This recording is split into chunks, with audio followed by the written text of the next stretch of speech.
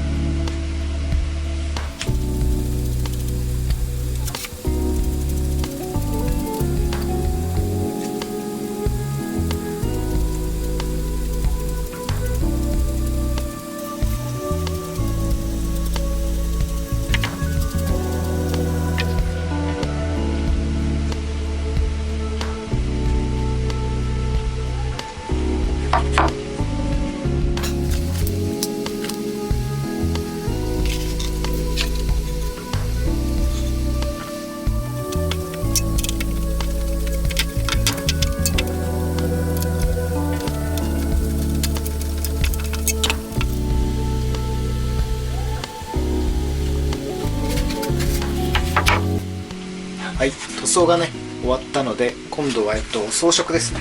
装飾なんかを作っていきたいと思います。